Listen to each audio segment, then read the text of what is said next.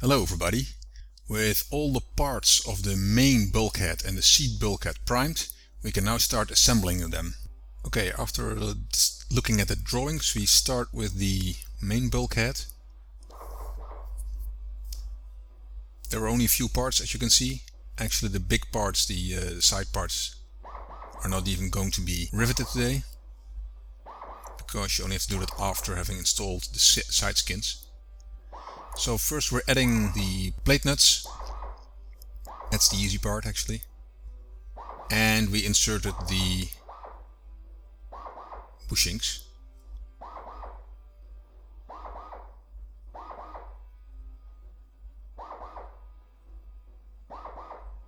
So now all the parts are complete and we can start inserting them into the main bulkhead.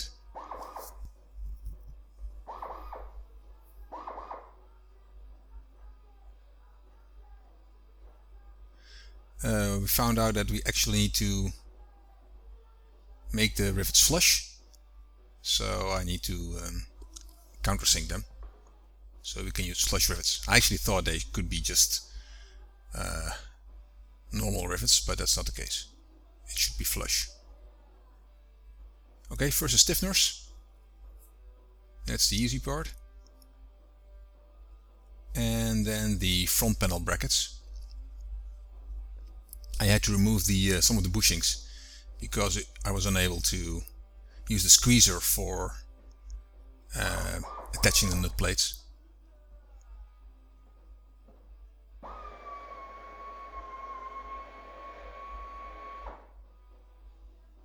Again, we have to do everything with the hand, so we cannot use a squeezer here because yeah, it's just too big. So we use the normal rivet gun and the buckling bar.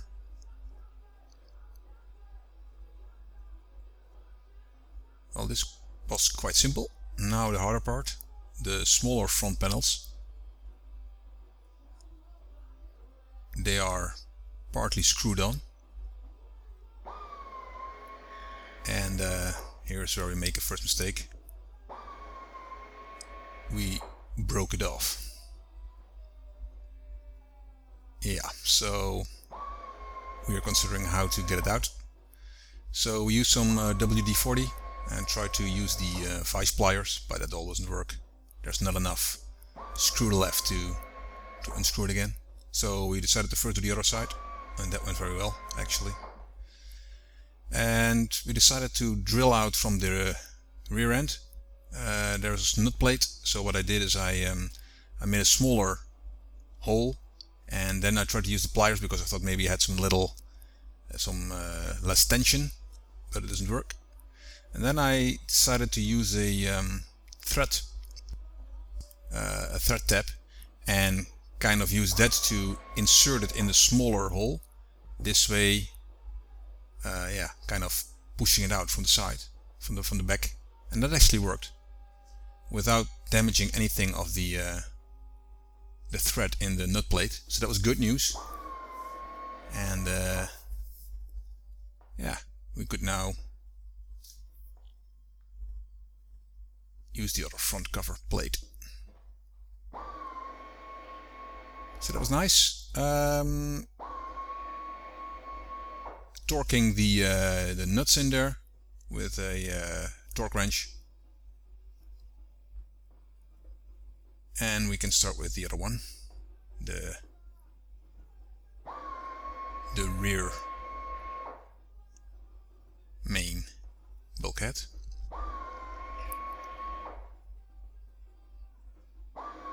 There are only a few things that we have to do there. It's mostly the hinges for the sticks. So that's quite easy work. And then we have to check if we can assemble them together. And which was very strange is that actually one of the holes was not big enough, which is strange because it's a main spar. So yeah, we have to drill them out. Was a little worried there, but yeah, now it works. It's actually strange because it's on one bulkhead side it was okay and the other one wasn't, so that's a little odd. Here you can see the complete construction, including the connecting rods.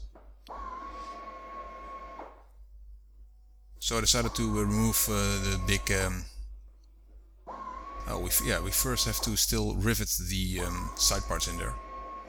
I use a glove because actually the rivet, the bucking bar hurt my hands, so I needed some gloves there. Here we're just putting all the rivets in there. There are a lot of them. I'm not sure why, because it seems a little pointless, but yeah, just following the manual. And then the other one, also putting all the rivets in there. I decided to remove the big bolts as it's actually described, but first I thought I'll just leave them in there, but I decided to put them out and put them in a bag, so if we are going to attach the wings that we can find them back. Also, we use a little WD-40 for that, and just turning it. While my dad places torque seal on it, I remove the bolts. We use a torque seal for all the bolts that are torqued, so I remember then which one are torqued, and it's a visual indication if something goes loose. Okay, that was the main bulkhead. Now the other one, the seat bulkhead.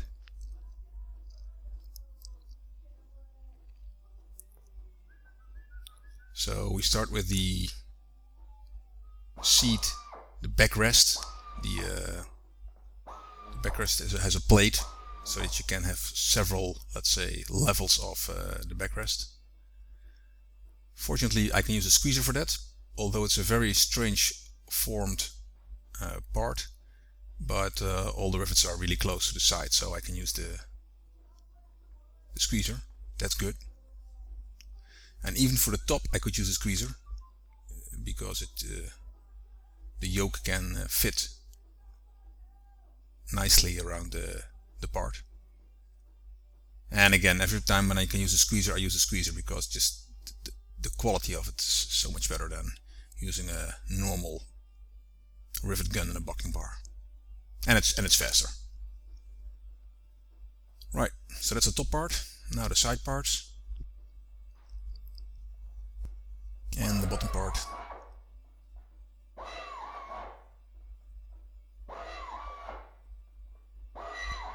Clicking the nut plates and attaching the nut plates. There are only 4 nut plates. I'm not sure why they are for, but we'll see that later.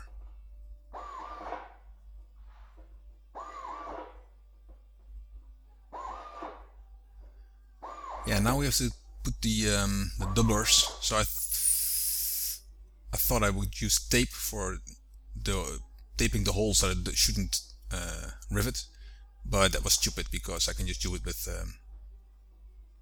it's actually all the ones that have ribs in there, so it's kind of useless.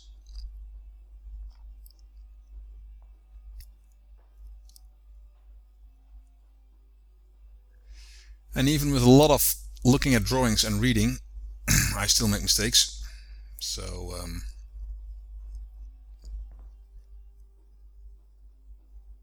I use the drawers of my working bench table to set the thing, and here I actually make a mistake. Well, not here yet.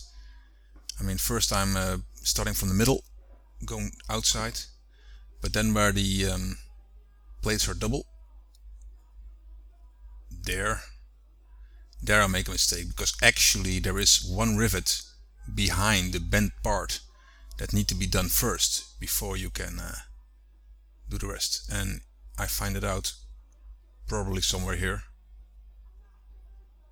and this is where I think, oh crap, not good. Well, I decided that probably this one rivet is not a problem structurally, I mean, so it's not a big deal. Later I thought, oh crap, I can of course use a blind rivet, so I will use blind rivets to do that. The other solution was drilling them all out, but you know, rivet holes don't get better from drilling them out, so and if you have to drill out so many, it's probably even worse for structure, so I don't like that. So riveting all the side parts again, as you can see how fast it goes with the squeezer. Look man, it's wow.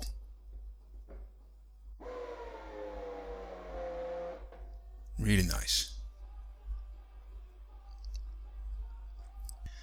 A few you can do, the top side, because they're just unreachable.